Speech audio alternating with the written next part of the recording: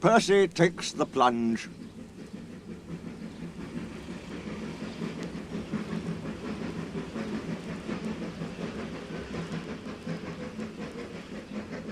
Sometimes Percy takes stone trucks to the other end of the line. There he meets engines from the other railway. One day, Henry wanted to rest in the shed, but Percy was talking to some tank engines. It was raining hard. Water swirled under my boiler. I couldn't see where I was going, but I struggled on. Ooh, Percy, you are brave. Well, said Percy modestly, it wasn't anything really. Water's nothing to an engine with determination. Tell us more, Percy, said the engines. What are you engines doing here? Hissed Henry. This shed is for the Fat Controller's engines. Go away. Silly things, Henry snorted. They're not silly. Percy had been enjoying himself. He was cross because Henry had sent them away. They are silly, and so are you. Water's nothing to an engine with determination. Pah! Anyway, said cheeky Percy, I'm not afraid of water. I like it. He ran away singing, once an engine attached to a train was afraid of a few drops of rain. Percy arrived home feeling pleased with himself. Silly old Henry, he chuckled. Thomas was looking at a board on the quay. It said, danger. We mustn't go past it, he said. That's orders. Why? Danger means falling down something, said Thomas. I went past danger once and fell down a mine. Percy looked beyond the board. I can't see a mine, he said. He didn't know that the foundations of the quay had sunk and that the rails now sloped downward to the sea. Stupid board, said Percy. For days and days he tried to sidle past it, but his driver stopped him every time. No, you don't, he would say. Then Percy made a plan. One day at the top station, he whispered to the trucks, Will you give me a bump when we get to the quay? The trucks were surprised. They had never been asked to bump an engine before. They giggled and chatted about it the whole way down. Whoa, Percy, whoa, said his driver, and Percy checked obediently at the distant signal. Driver doesn't know my plan, he chuckled. On, laughed the trucks. Percy thought they were helping. I'll pretend to stop at the station, but the trucks will push me past the board. Then I'll make 'em stop. I can do that whenever I like. If Percy hadn't been so conceited, he would never have been so silly. Every wise engine knows that you cannot trust trucks. They reached the station, and Percy's brakes groaned. That was the signal for the trucks. Go on, they yelled, and surged forward together. They gave Percy a fearful bump, and knocked his driver and fireman off the footplate. Ow, said Percy, sliding past the board. The day was misty, the rails were slippery, his wheels wouldn't grip. Percy was frantic. That's enough, he hissed. But it was too late. Once on the slope, he tobogganed helplessly down, crashed through the buffers, and slithered into the sea. You are a very disobedient engine. Percy knew that voice. He groaned. The foreman borrowed a small boat and rowed the Fat Controller around. Please, sir, get me out, sir. I'm truly sorry, sir. No, Percy, we cannot do that till high tide. I hope it will teach you to obey orders. Yes, sir. Percy shivered miserably. He was cold. Fish were playing hide-and-seek through his wheels. The tide rose higher and higher. He was feeling his position more and more deeply every minute. It was nearly dark when they brought floating cranes, cleared away the trucks and lifted Percy out. He was too cold and stiff to move by himself, so he was sent to the works next day on Henry's goods train. Well, chuckled Henry. Did you like the water? No. I am surprised. You need more determination, Percy. Water's nothing to an engine with determination, you know. Ha ha! Perhaps you'll like it better next time. But Percy is quite determined that there won't be a next time.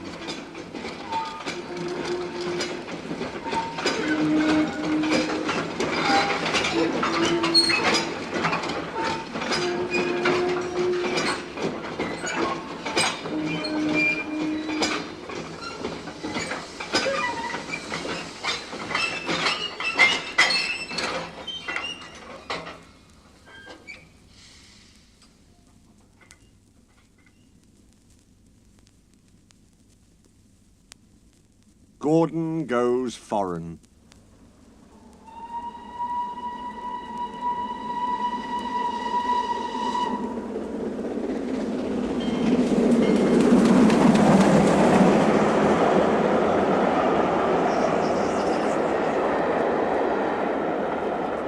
Lots of people travel to the big station at the end of the line. Engines from the other railway sometimes pull their trains. These engines stay the night and go home next day. Gordon was talking one day to one of these. "When I was young and green," he said, "I remember going to London. Do you know the place?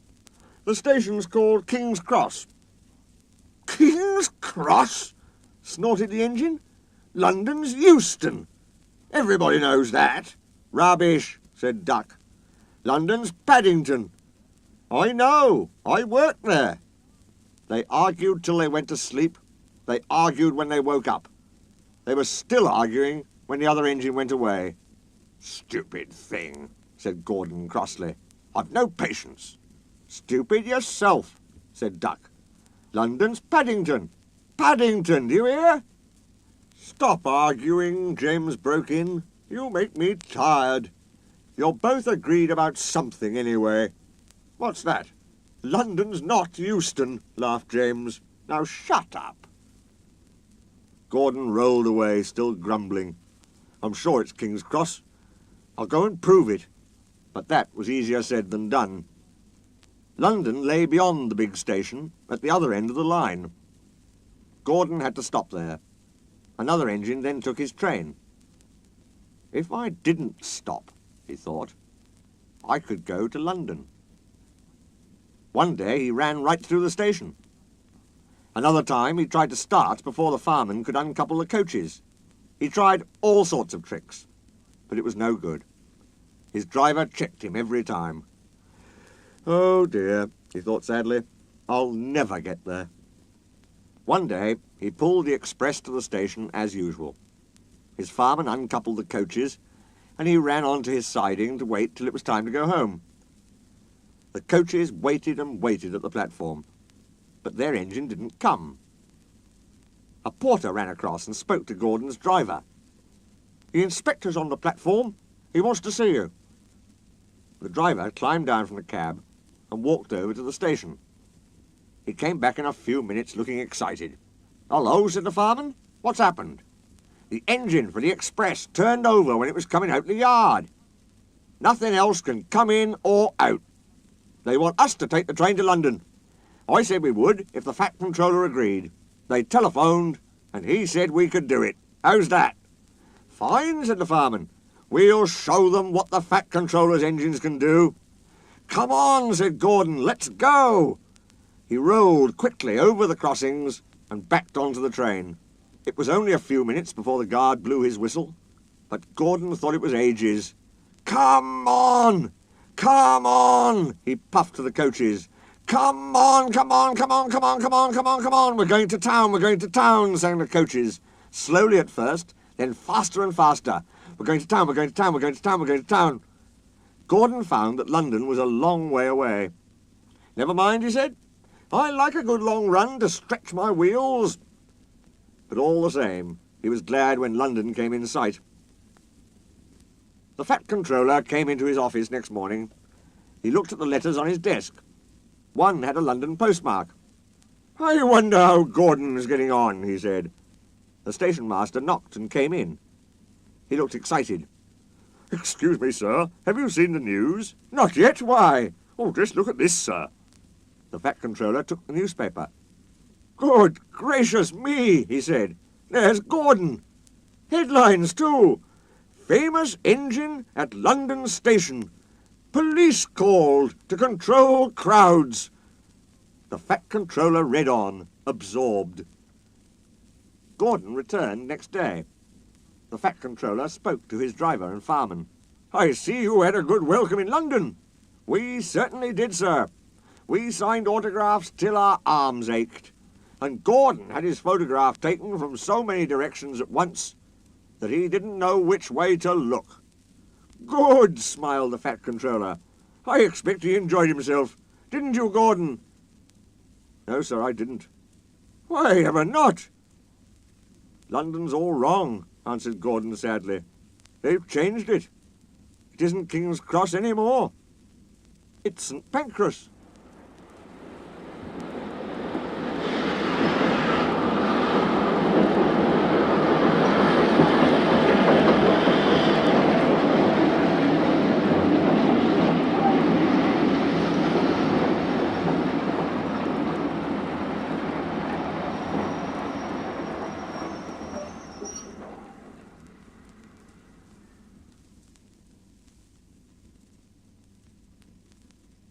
Double header.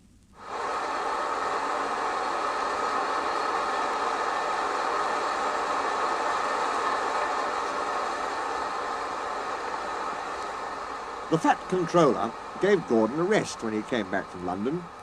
He told James to do his work. James got very conceited about it. "You know, little Toby," he said one day, "I'm an important engine now. Everybody knows it. They come in crowds to see me flash by. The heaviest train makes no difference. I'm as regular as clockwork. They all set their watches by me. Never late, always on time. That's me." "Says you," replied Toby cheekily. Toby was out on the main line. The Fat Controller had sent him to the works. His parts were worn. They clanked as he trundled along. He was enjoying his journey. He was a little engine, and his tanks didn't hold much water, so he often had to stop for a drink. He had small wheels, too, and he couldn't go fast. "Never mind," he thought. "The signalmen all know me. They'll give me plenty of time." But a new signalman had come to one of the stations. Toby had wanted to take Henrietta, but the Fat Controller had said, "No! What would the passengers do without her?" He wondered if Henrietta was lonely. Percy had promised to look after her, but Toby couldn't help worrying. "Percy doesn't understand her like I do," he said. He felt thirsty and tired. He had come a long way. He saw a distant signal. "Good," he thought. "Now I can have a nice drink and rest in a siding till James has gone by." Toby's driver thought so too. They stopped by the water crane. His fireman jumped out and put the hose in his tank. Toby was enjoying his drink when the signalman came up. Toby had never seen him before. "No time for that," said the signalman. "We must clear the road for the express." "Right," said the driver. "We'll wait in the siding." "No good," said the signalman. "It's full of trucks. You'll have to hurry to the next station. They've got plenty of room for you there." Poor Toby clanked sadly away. "I must hurry, I must hurry," he panted. But hurrying used a lot of water, and his tanks were soon empty. They damped down his fire and struggled on, but he soon ran out of steam and stood marooned on the main line, far away from the next station. The fireman walked back. He put detonators on the line to warn James and his driver. Then he hurried along the sleepers. "I'll tell that signalman something," he said grimly. James was fuming when Toby's fireman arrived and explained what had happened. "My fault," said the signalman. "I didn't understand about Toby." "No, James," said his driver. "You'll have to push him." "What? Me?" snorted James. "Me? Push Toby and pull my train?" Yes, you. Shan't. The driver, the fireman, the passengers and the guard all said he was a bad engine. All right, grumbled James. He came up behind Toby and gave him a bump. Get on, you, he said crossly. James's driver made him push Toby all the way back to the works. It serves you right for being cross, he said. James had to work very hard, and when he reached the workstation he felt exhausted. Some little boys ran along the platform. "Coo," said one. "The express is late. A double-header too. Do you know what I think? I think," he went on, "that James couldn't pull the train, so Toby had to help him." "Caw," said James, and disappeared in a cloud of steam.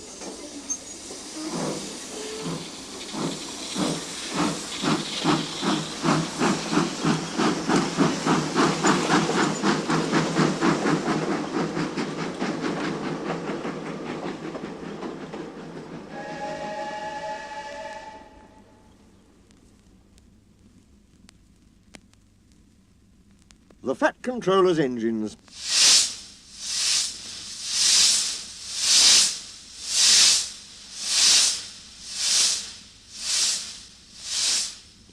One evening, Thomas brought his last train to the junction. He went for a drink. "I'm going to the big station," he said to Percy and Toby. "So are we," they answered. "Do you know," Percy went on, "I think something's up." Toby looked at the sky. "Where?" "Down here, silly," laughed Thomas. "How," asked Toby reasonably, "can something be up when it's down?" "Look," said Thomas excitedly. "Look!" 7 engines from the other railway were coming along the line. "Hello, Ginty," whistled Percy. "Hello, Pug. They're friends of mine," he explained. "I don't know the others." Ginty and Pug whistled cheerfully as they puffed through the station. "What is all this?" asked Thomas. "The Fat Controller's got a plan," answered his driver, "and he's going to tell it to us. Come on." So they followed to the big station at the end of the line, where all the engines had gone. The Fat Controller was waiting for them there. "The people of England," he said, "read about us in the books, but they do not think that we are real." "Shame!" squeaked Percy. The Fat Controller glared. Percy subsided. "So," he continued, "I am taking my engines to England to show them.